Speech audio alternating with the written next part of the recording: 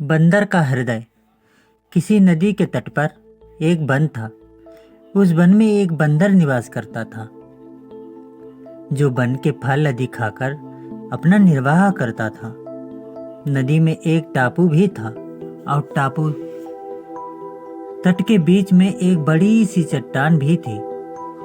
जब कभी बंदर को टापू के फल खाने की इच्छा होती, वह उस चट्टान पर, उस टापू पर पहुंच जाता और जी भर कर अपने मनचाहे फलों का आनंद उठाता। उसी नदी में घड़ियालों की एक जोड़ी भी रहती थी। जब भी वह उस हष्ट पुष्ट बंदरों को मीठे रसीले फलों का आनंद उठाते देखती, तो उसके मन में उस बंदर के हृदय को खाने की तीव्र इच्छा उठती। एक दिन उसने नर घड़ियाल से कहा, प्रिय, अगर तुम मुझसे प्रेम करते हो तो मुझे उसका हृदय खिलाकर दिखा दो। नर घड़ियाल ने उसकी बात मान ली। दूसरे दिन बंदर जैसे ही टापू पर पहुंचा, नर घड़ियाल टापू और तट के बीच के चट्टान के निचले हिस्से पर चिपक गया। वह बंदर एक बुद्धिमान प्राणी था। शाम के समय जब वह लौटने लगा और तट और टापू के बीच के चट्टान की देखा, तो उस चट्टान की आकृति में कुछ परिवर्तन दिखाई पड़ा। उसने तत्काल समझ लिया कि जरूर कुछ गड़बड़ी है।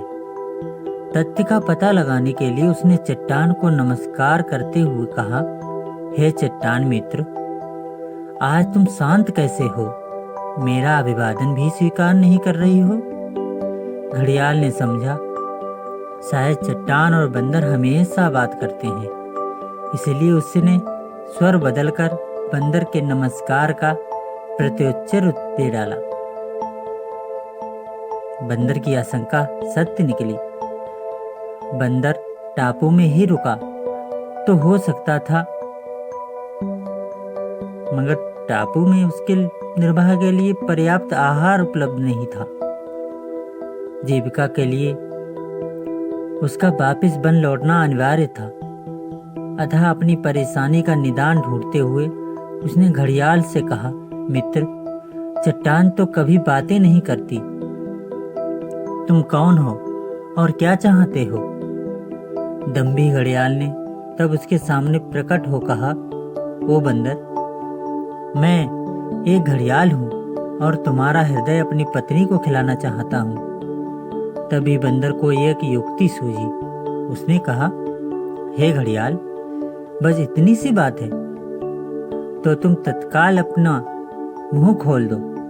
मैं हर्ष ही अपने नश्वर शरीर को तुम्हें अर्पित करता हूँ। बंदर ने ऐसा इसलिए कहा कि वह जानता था कि जब घड़ियाल मुंह खोलते हैं तो उनकी आंखें बंद हो जाती हैं। फिर जैसे ही घड़ियाल ने अपना मुंह खोला, बंदर ने तेजी से एक छलांग उसके सिर पर मारी और दूसरी छलांग नदी के तट पर जा पहुंचा।